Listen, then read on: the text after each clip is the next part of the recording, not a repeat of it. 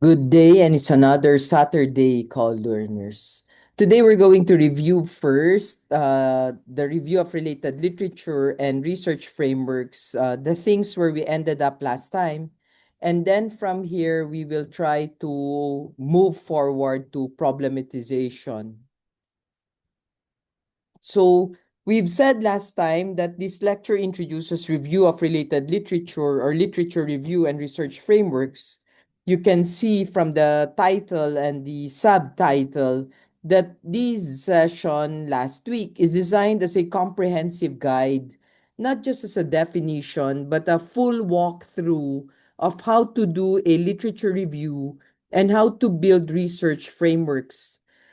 This will also tell us that we who prepare the material that we will eventually do for research will signal academic and formal discussion grounded in research practice. The visual elements you can see, the bookshelves, the reading imagery, already give us a hint about the nature of the work involved. No read, no write, we said last time. And literature review is about really about reading, organizing, and making sense of a large body of knowledge. It's not quick and it's not casual reading, but a very careful, intentional, and systematic one. Now, before we go deeper, it's important to clarify why this subject matters and why it's very important to emphasize this over and over again. Many students think the literature review is just a chapter they need to get through in a thesis. But in reality, the literature review is the foundation of your entire study. If your literature review is weak, your research questions, methods, and framework will also be weak. By the end, hopefully, of this lecture, the goal is for you to understand three things. One, why literature review is important. Second, how to actually do it properly. And third, how literature leads to strong research frameworks. Everything we discuss will build those goals in the long run. So let's review what exactly is a literature review, no? And that's what we've been looking at last time. Uh, Literature review is both a process and a product.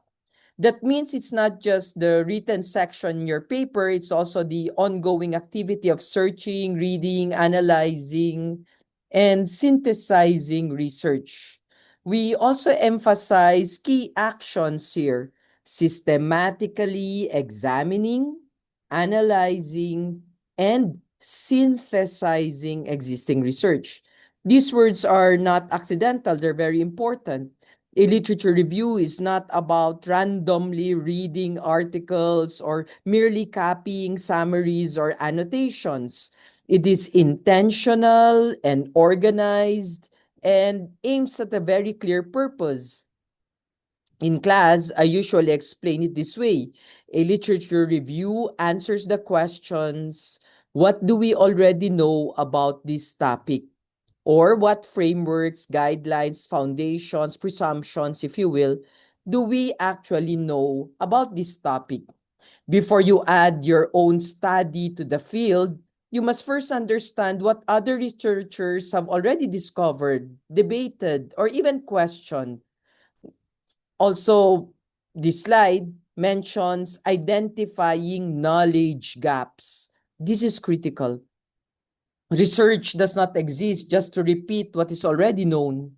Your job as a researcher is to find what is missing, or what is unclear, or what is problematic in the existing literature, and that starts with a good literature review. So at this stage, think of the literature review as your way of entering a scholarly conversation. You listen first by reading before you speak through your own research. No read, no write. To understand this better, we need to clarify what we mean when we say the literature. That's what the next slide focuses on: understanding the literature.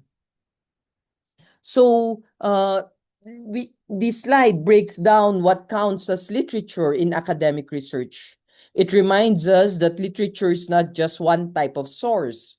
Instead, it includes scholarly books, journal articles, theses and dissertations, and even conference papers. Each of these sources serves a different purpose. Books and monographs usually give you foundational knowledge, the big ideas, theories, and even the background of a field you're interested in. Journal articles, on the other hand, are where you find current and peer-reviewed research, often focusing on very concrete and specific questions. Now, you need to understand, books only provides a general perspective, and books are actually 5 or 6 years, or even 7 to 10 years delayed. Whereas journal articles, it takes normally 6 months to 2 years to publish your research there. So journal articles is actually what we prefer more than books. Theses and dissertations are also especially useful for students because they often include very detailed literature reviews. They can help you see how other researchers organized the review, identified gaps, and connected literature to their own study. Conference papers are also valuable because they show emerging ideas that may not yet be published in journals. In practice, a strong literature review uses a mix of these sources. Relying only on textbooks is never enough. Relying only on Google summaries is definitely not enough. You need scholarly, credible, and research-based materials. Now that we know what the literature includes, the next logical step is to define more precisely what a literature review itself looks like as an academic output. So, what is the literature review as an academic output? The literature review defined. So, this deepens our understanding by describing the literature review as a formal, systematic analysis and critique of existing scholarly work. Notice the word critique.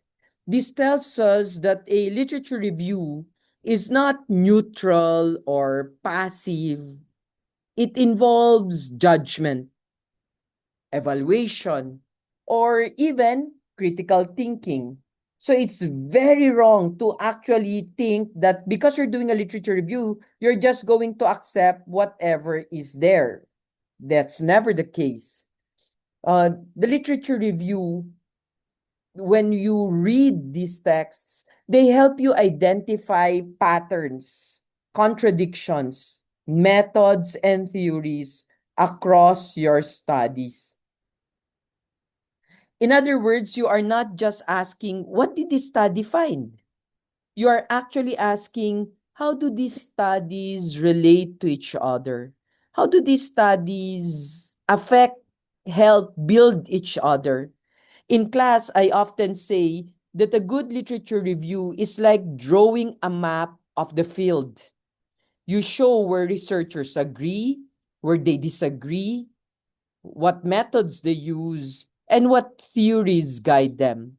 Once you see the map, you can clearly show where your study fits. This is also where positioning becomes important. Through your literature review, you show that you understand the field well enough to say, this is where my research belongs, and this is what it contributes. To understand how to actually do this work, we now turn to the specific actions involved in conducting a literature review. So, what are the core actions of a literature review? No? And I'm basically discussing this very fast because this is just a review of the past lesson last week. So there are 5 core actions in a literature review: survey, summarize, synthesize, interpret, and critique. These steps show that literature review is a process, not a single activity. First, you survey the literature by systematically searching for relevant sources. So don't come to me and ask me, sir, what to read. That's not my job. It's your job to basically survey the literature. Then you summarize by identifying key ideas, methods, and findings. But notice that summarizing is only the beginning. It's not the end goal. The more advanced steps are synthesis, interpretation, and critique. Synthesis means combining ideas across multiple studies to identify themes and patterns. Interpretation means explaining what all these studies mean for your research question. Critique means evaluating strengths, weaknesses, and gaps. Many students stop at summarizing, and that's where literature review becomes very weak. A strong literature review moves beyond the study says X to taken together, these studies suggest Y, but they fail to address Z. Now that we understand what actions are involved, the next questions becomes, why do we even do all this work? Why do we even do literature review? And that's the reason why we have to explain the purpose of conducting a literature review, because eventually this is where the study will move forward. So, why even conduct a literature review? In a research study, this is the very first step that needs to be done. And we've explained that last meeting, right? So, there are several reasons why we researchers conduct a literature review. At first glance, it looks like a checklist. Establish a need, avoid duplications, identify gaps, narrow focus, generate questions, and understand context.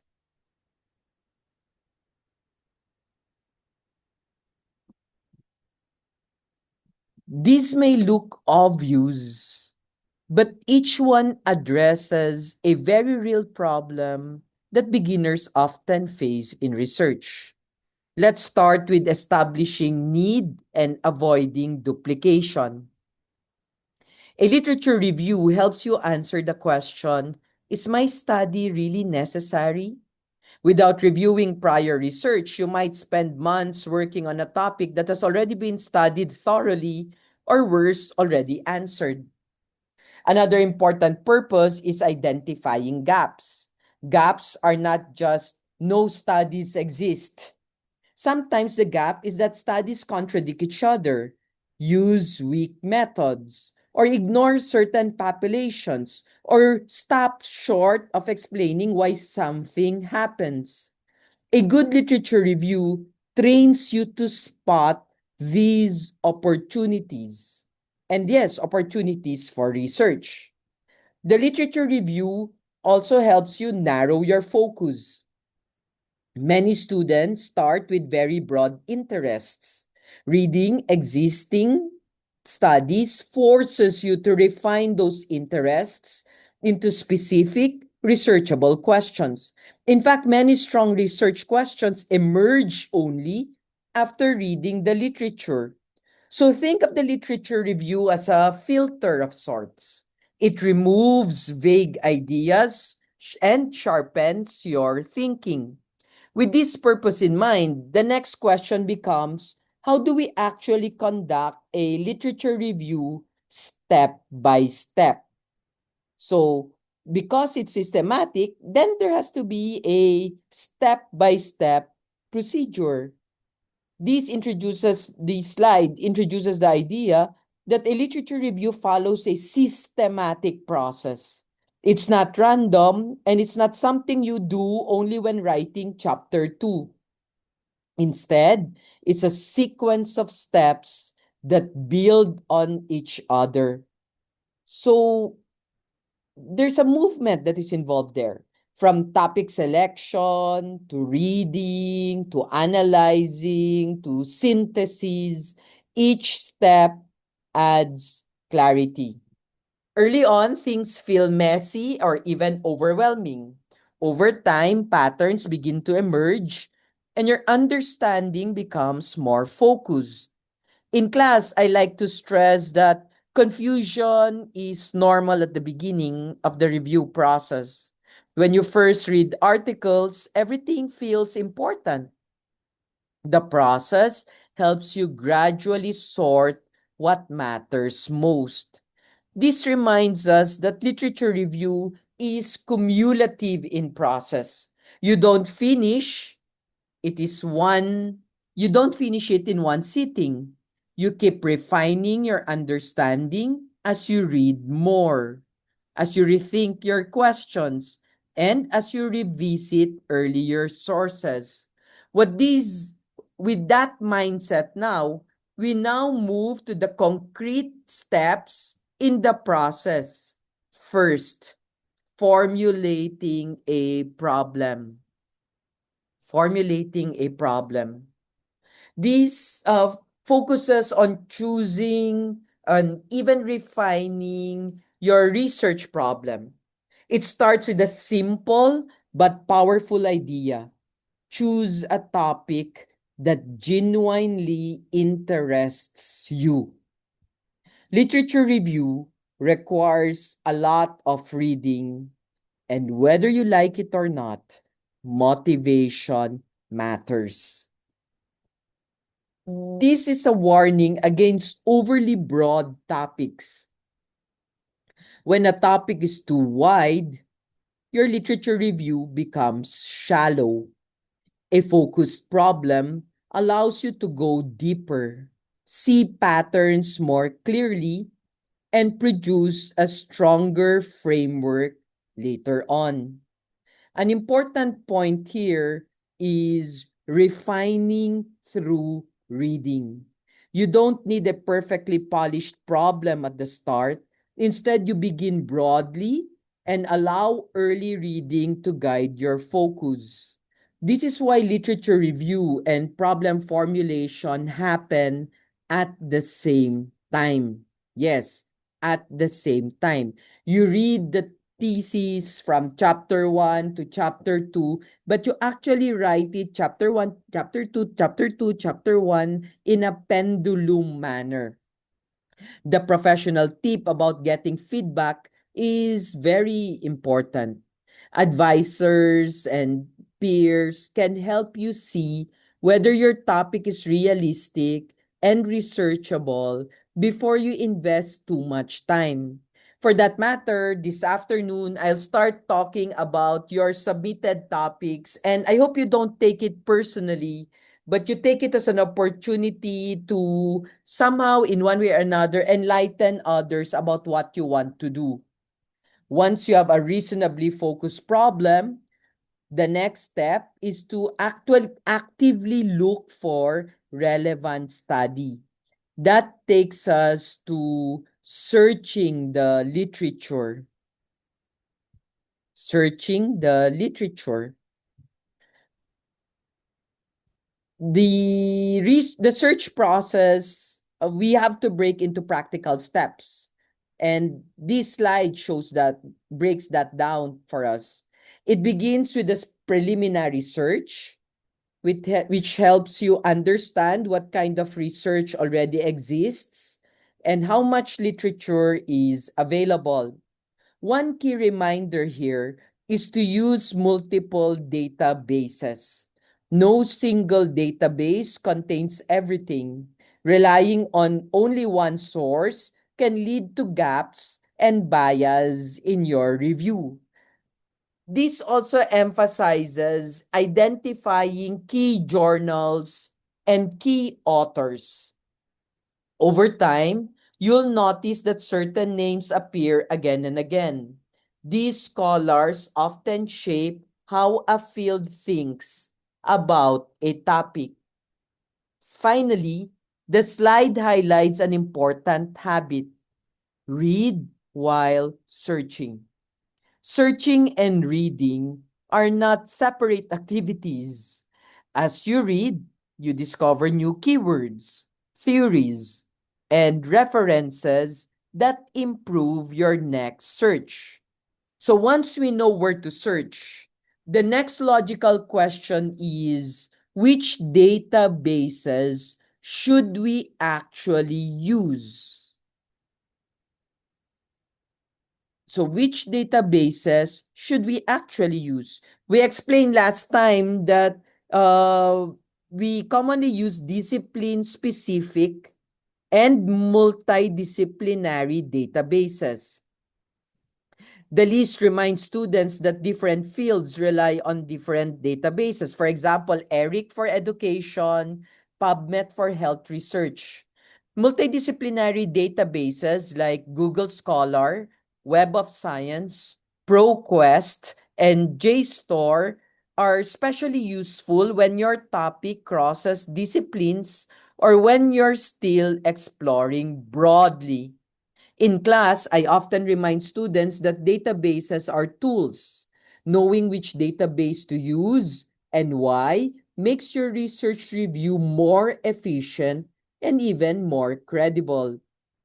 This reminds us also, and it reinforces an important research skill, strategic searching. Good researchers don't just read more, they search smarter. They search smarter. Now that we know where to search and how to begin, the next step is learning how to think critically while reading. So don't just collect articles. As you collect, think, read. That's where we go to next. Think while reading.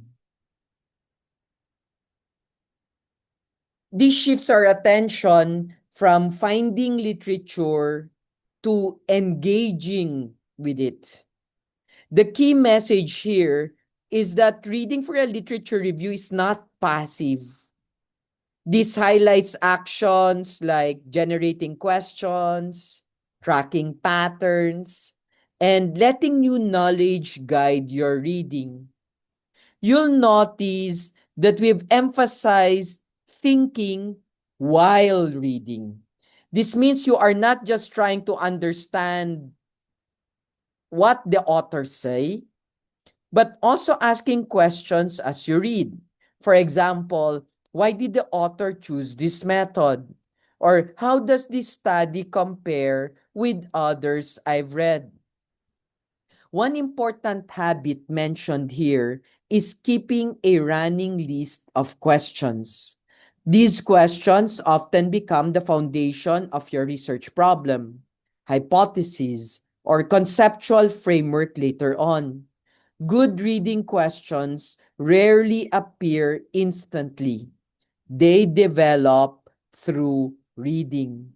So this encourages us to track patterns, to recognize patterns, in fact. So when you see the same themes, the same theories, the same methods appearing across different studies, that's a signal that something important is happening in the field. Patterns help you move from individual articles to synthesis. At this point, you are already doing analysis, even before writing anything. But to make this work manageable, you need a system for keeping track of sources. That leads us to directly talking about managing references.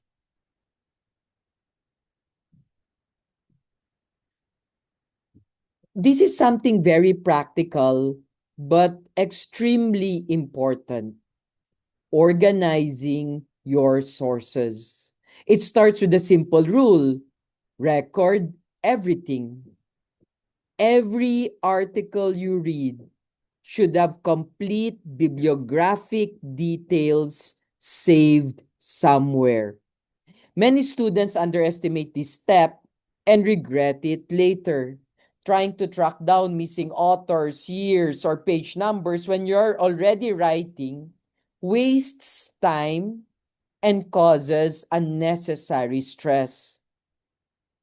Good reference management saves you from that. So there are a lot of reference management tools we spoke about last time, Zotero, Mendeley, EndNote. These tools help you store PDFs, insert citations, and automatically format references. In graduate level research, these tools are not optional. They are part of being efficient and professional. Another important reminder here is to save generously. You don't need to write every source you collect, or you don't need to use every source you collect. It's better to have more material and narrow down later than to realize too late that your review is missing key and significant studies. Once your sources are saved and organized, the next challenge is deciding which ones deserve your time and attention. And so gather first. And then after you have gathered sufficient sources, then you can start selecting and reading sources. And this is an issue of strategy, no? So the idea is strategic selection. It acknowledges a reality. You cannot just read everything. In most fields, thousands of articles may exist on a single topic. The key word here is choice. A good literature review is not about volume, it's about relevance and significance. We don't aim to be exhaustive, but at least representative, as I've said. You must decide which sources truly matter for your research question. This is very important because this marks an important transition in the lecture so far. Up to this point, we've talked about searching and collecting. Now we shift toward evaluating sources and making informed decisions about what to read closely. Strategic selection is a skill that develops over time. At first, everything looks important. They're published anyway. And as your understanding improves, you become better at identifying which studies are central and which are peripheral. To help with that decision making, let us give a clear criteria for prioritizing sources. And it begins with the idea that you cannot just read everything. This is a truth that every researcher eventually learns. Comprehensive reading is impossible. The goal is not to read everything, but to read the right things. This emphasizes relevance first. You should prioritize studies that directly address your research questions or theoretical framework. Interesting but tangential studies can distract you, or better yet, dilute your focus. Next is significance. Seminal works, highly cited studies, and articles published in reputable journals carry more weight in shaping a field. These works often define key debates and concepts. This reminds us that clarity improves as your research problem becomes clearer. In other words, selection gets easier over time. The more you understand your topic, the better your judgment becomes. So once you've selected your sources, and I hope you have selected them carefully, the final question becomes, in what order should I read them? In what order should I read them? Remember, no read, no write, no? So this offers a reading strategy that helps reduce overwhelm, that helps reduce overwhelm. It suggests moving from general to specific, new to old, easy to complex. And it begins and starts with general sources. General sources. Like review articles or textbooks. Review articles or textbooks are interesting because they help you understand the big picture before diving into specialized duties or studies. This gives context and vocabulary that make later reading a lot easier. Second, reading newer studies first.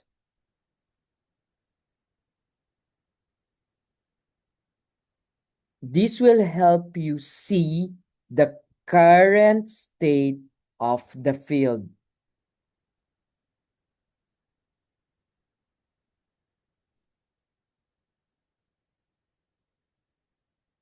From there, you can trace ideas backward to foundational works. This approach also helps you identify which studies are still influential and which studies are not. And also something we can pay attention to. Okay? Focus on even. So this approach is very important, especially if you wanted to do policy research. Newer studies first allows us to understand which works are more important and which works are not that important. Finally, move from easy to complex studies. This builds confidence and even comprehension. Dense theoretical texts make much more sense only once you already understand the basic issues and debates at stake. At this point, you've learned how to search, select, or even read literature. And we've done so strategically. The next step is learning to analyze what you've read and organize it into meaningful themes, which is exactly where we are heading next. So far, we've been trying to tell you already how to basically move forward based on what you already gather. So when you start reading, what do you have to look for? That's the next question. This tells you that what you should be actually looking for while reading research articles. Instead of focusing on every detail, it highlights 4 key areas. patterns and themes, scholarly debates, journal quality, and author credibility. Let's start with patterns and themes. As you read through multiple studies, certain ideas, variables, or methods will keep appearing. These repetitions are important because they show what the field considers significant. This is how themes in a literature review are formed. Next are scholarly debates. Not all researchers agree, and that's a good thing. Disagreements show that a topic is still evolving.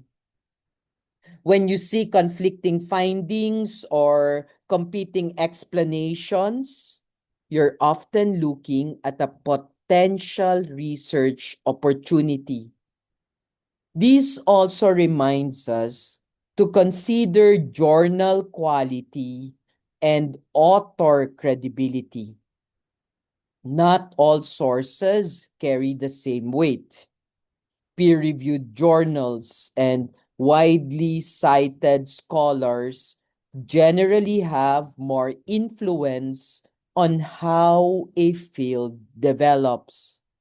By training yourself to read with these lenses, you move from being a consumer of information to a critical analyst. Once you read this way, the next challenge becomes organizing what you've learned, which leads us to the next slide, analyzing literature. This introduces analysis as the step that transforms reading into understanding. Up to this point, you've collected and read sources. Analysis is where you begin to make sense of them as a group. This emphasizes also that analysis is not about individual articles anymore. Instead, it's about evaluating the collective contribution of the literature to your research questions. In class, this is where I often say, if you can't explain what the literature as a whole is saying, then you're not ready to write yet. Analysis helps you see the big picture. This step is also where confusion starts to turn into clarity. Patterns become visible, contradictions stand out, and gaps begin to feel more concrete rather than abstract. To support this kind of analysis, you need a systematic way of capturing key information from each source. And you can only do that if you take structured notes.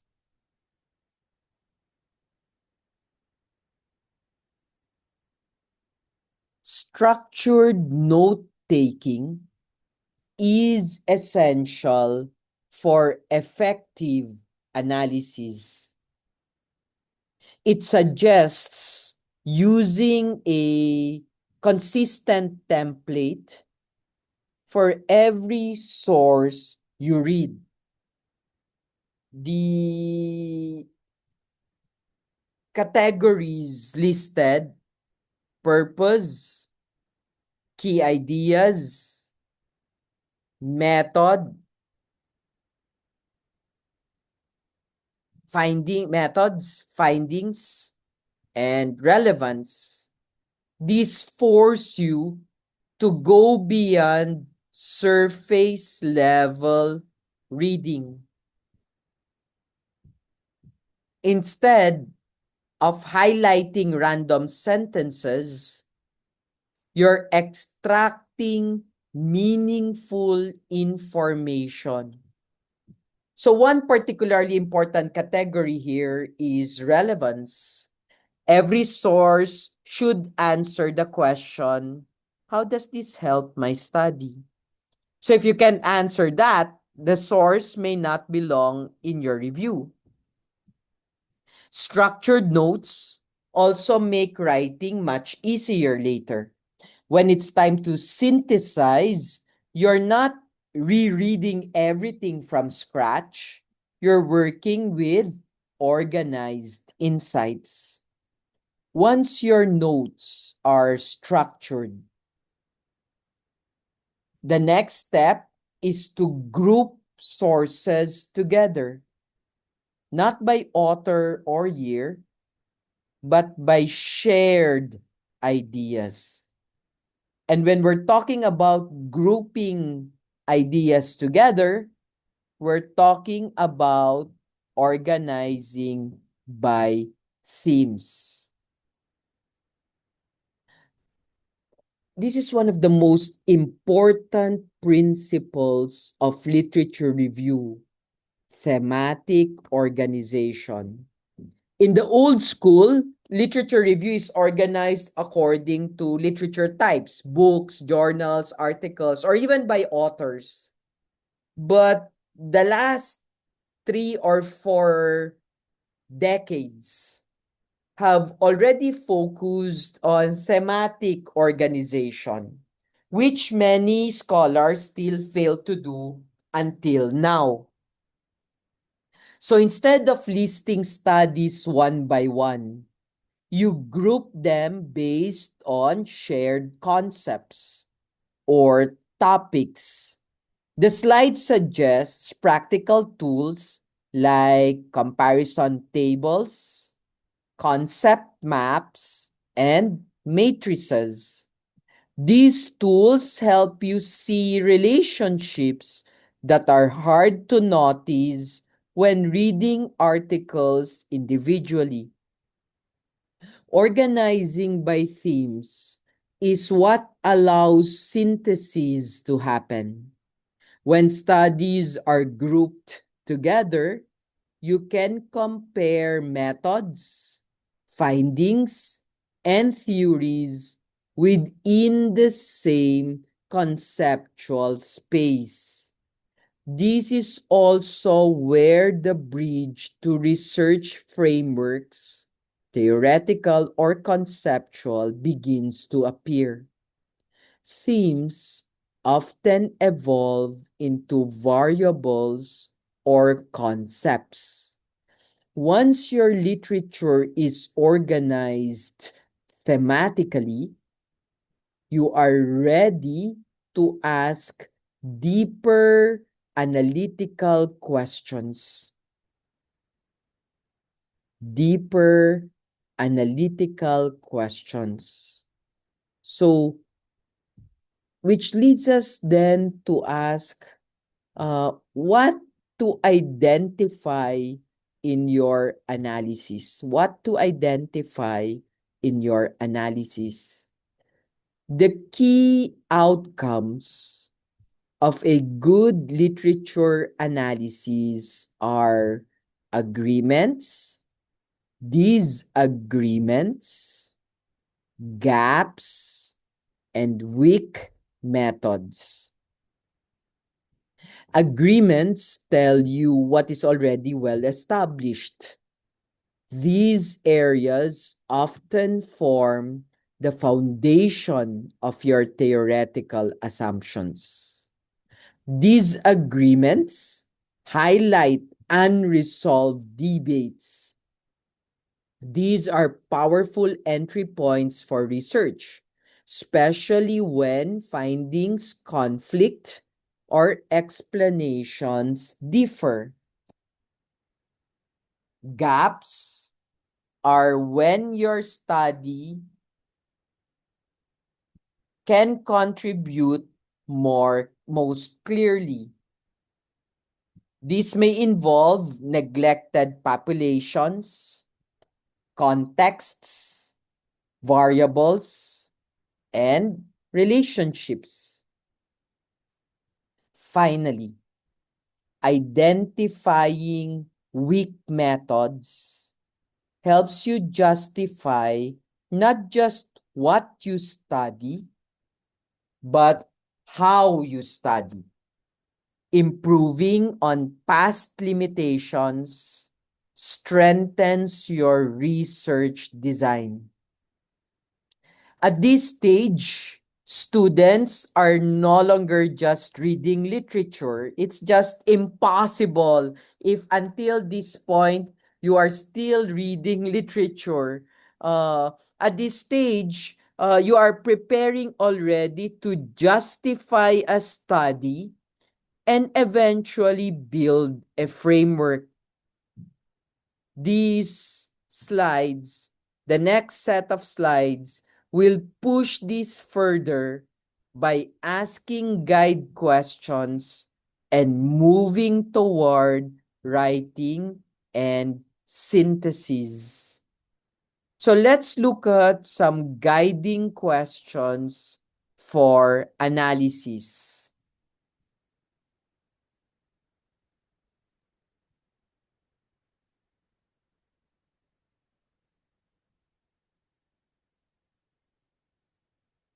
We are presented with a set of guiding questions that helps students evaluate the literature more deeply. Instead of asking, what did this study say? These questions push you to ask, what does the literature as a whole tell us? The first question, what do we know, is very important because it focuses on established knowledge. So when multiple studies reach similar conclusions, those findings become the foundation of your research understanding. The next two questions, what is unclear or contradictory and what is missing, are where research opportunities usually emerge. Conflicting findings and unanswered questions are not problems. They are invitations for further study. So, if you look at this slide, it asks a lot about theories also. It asks a lot also about theories and relationships. This is where literature review begins to connect directly to framework development. Theories explain why relationships exist, while patterns show how variables may be connected. Finally, the question, why is further study needed, prepares you to justify your research. If you cannot answer this clearly, then your literature review is not yet doing its job. Once students can answer these questions, they are ready to move from analysis into actual writing. And there we see writing the literature review from analysis to narrative. This slide marks a major transition from thinking to writing. Don't worry, after this section, we will have a 10-minute break. It explains that writing a literature review is not about listing what you read, but creating a coherent narrative. The key there is coherent. May saysay, yun ang ibig sabihin yan. The key idea here is that your literature review should advance an argument. Dapat may pinaglalaban ka. Yun yung main thesis mo. 'Di ba? Later on, this afternoon, we will look at that thesis statement in the general statement of the problem. That argument is about the state of knowledge in your field. What is known, what is debated, and what still needs to be studied. In class, I often say that writing a literature review is like telling a story, but a scholarly one. The story has a beginning, while the topic matters. The story has a middle, what we know and what we don't know. And the story has an ending, why your study is needed. This reminds us that writing is not separate from analysis. If your analysis is weak, your writing will be descriptive. Strong writing depends on strong thinking. To help us structure that narrative, then we can look at the basic structure of a literature review. And take note, it's a basic structure. There are three main parts to a literature review: introduction, body, and conclusion. While this looks simple, each part has a very specific purpose. The introduction establishes importance. It explains why the topic matters and what problem or question drives the review. This is where you show relevance and direction. The body is organized thematically, not by author or year. So each theme represents a key idea or debate in the literature. This is where synthesis happens. The conclusion does not simply summarize, it synthesizes. It highlights gaps, contradictions, and limitations, and then clearly shows how your research responds to them. This structure helps ensure that your literature review is focused, logical, and directly connected to your study. However, whether we like it or not, structure is not enough. The way you write within that structure also matters. That's why we always aim at synthesis. This is one of the most common mistakes in student writing, the silo approach. That's when students describe one study at a time without connecting them. If you were doing research in the 1970s or 60s, this is how it's done. But sorry, you are doing research in 2026.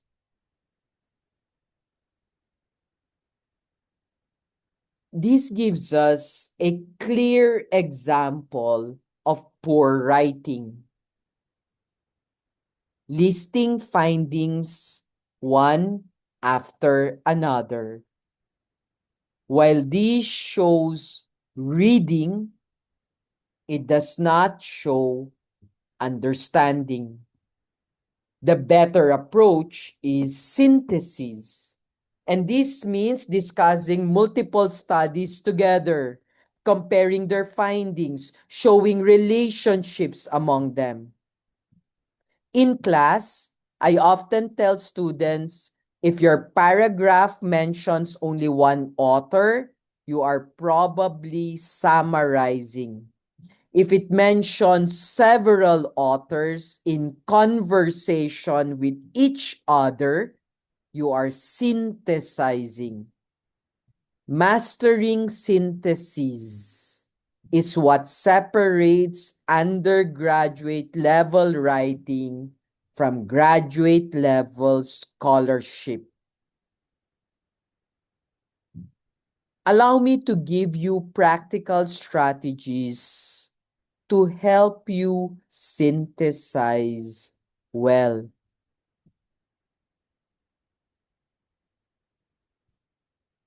And there will be 4 strategies to do this or to make this happen.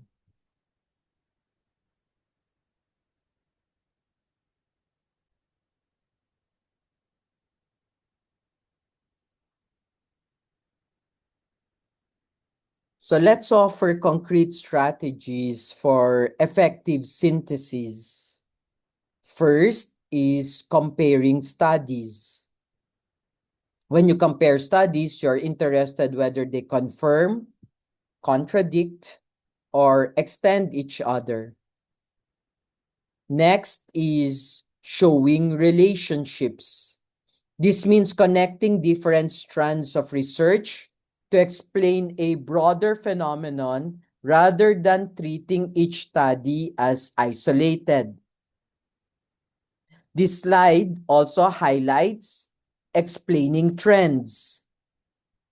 Over time, fields evolve, methods change, theories develop, and priorities shift. Identifying these trends show deep understanding. Finally, the slide also speaks of resolving contradictions. When studies disagree, your job is not to ignore the conflict, but to analyze why it exists. Differences in context, sample, or method often explain inconsistencies. At this point, you're no longer just reviewing literature. You're actually also preparing to justify your own study and soon to also build your research framework grounded on in synthesis and therefore something to pay attention to. So what does a good review accomplishes?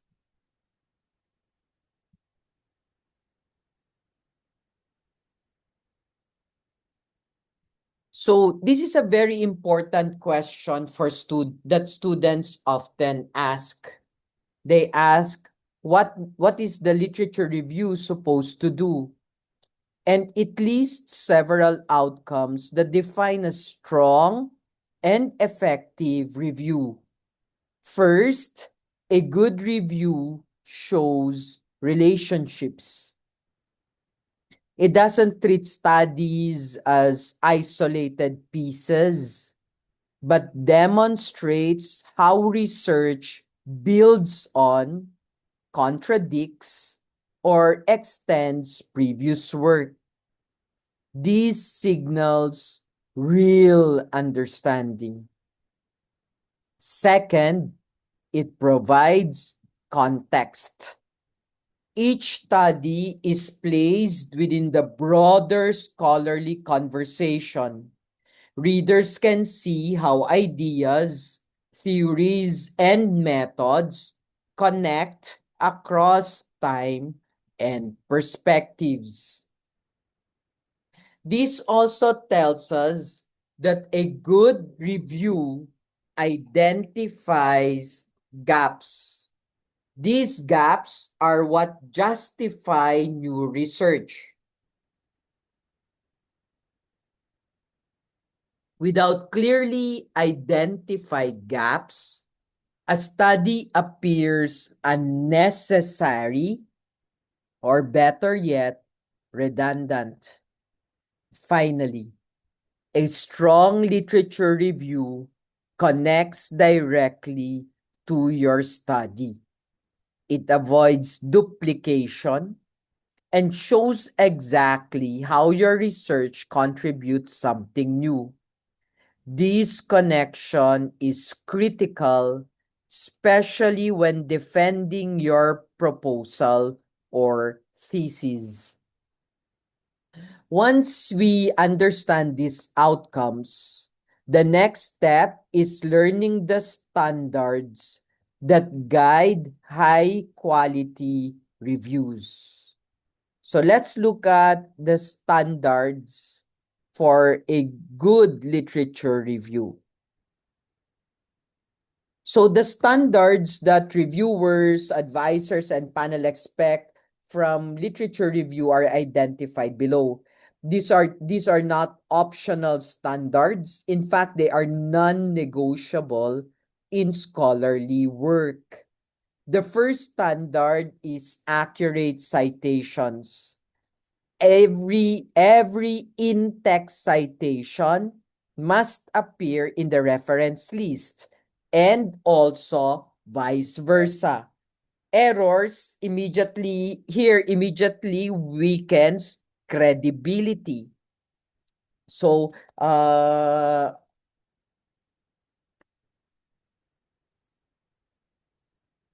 and that's something we need to pay attention to at this point. Um, how credibility will play a very important role here. If the citations are not accurate. Next is faithful representation. This means faithful representation basically means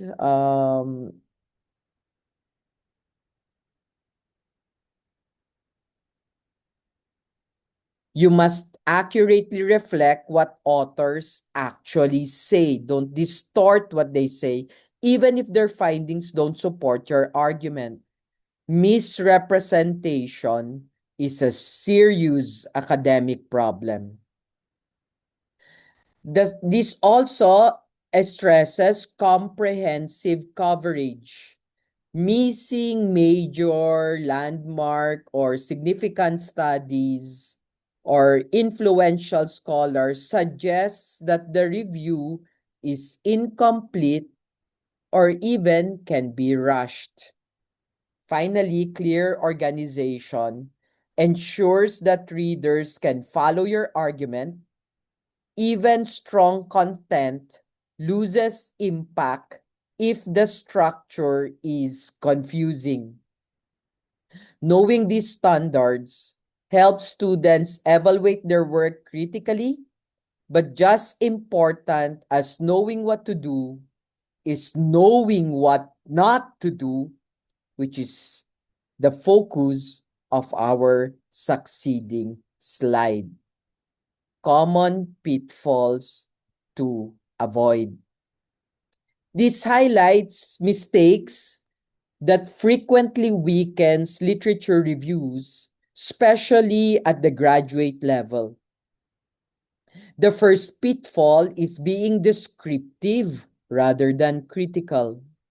Simply reporting what each study found shows effort, but not analysis. A literature review must evaluate, compare, and synthesize, not just describe. Another common issue is missing the so what. Every paragraph should explain the why, or should explain why the literature matters and how it connects to your research questions.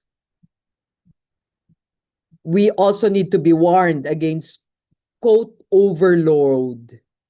Overusing direct quotations suggests a lack of confidence or understanding.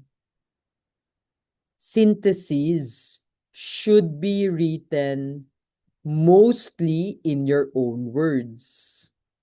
Finally, we should not ignore contradictions. A credible review acknowledges conflicting evidence and addresses it honestly.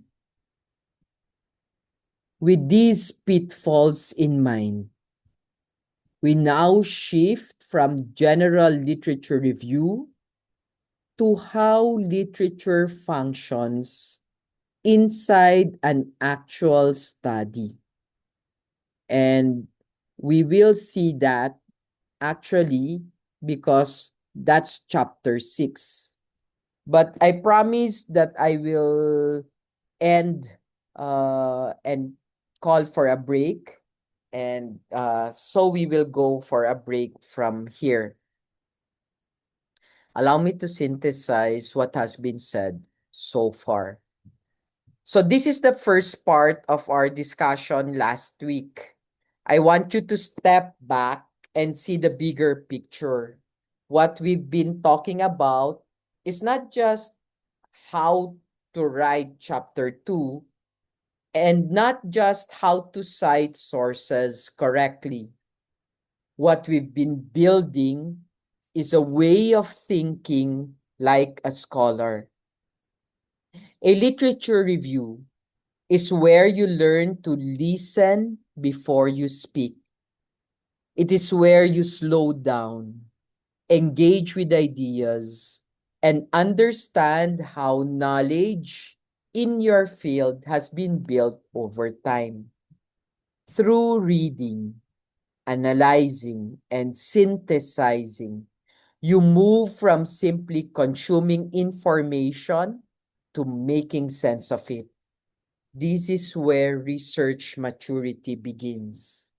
By learning how to identify patterns, debates, gaps, and weaknesses, you are training yourself to ask better questions.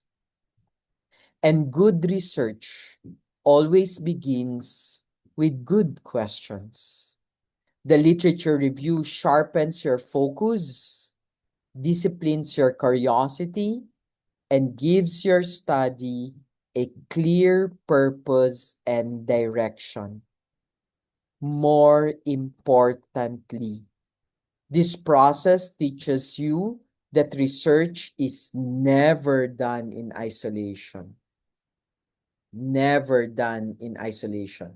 Every study is part of a larger conversation. When you conduct a strong literature review, you are not just showing what others have said. You are also showing that you understand the conversation well enough to contribute something meaningful in it. As we move forward, remember this: strong research is grounded in strong literature. The effort you invest will shape everything that follows: your framework, your methods, your analysis, your conclusions. In the next part, we will build on this foundation and show how literature does not just inform your study, but actually structures it. And we see that through research frameworks. This is where ideas begin to take form and where your work truly starts to take shape. Just have a 15-minute break, and in 15 minutes, we'll resume class again. Thank you.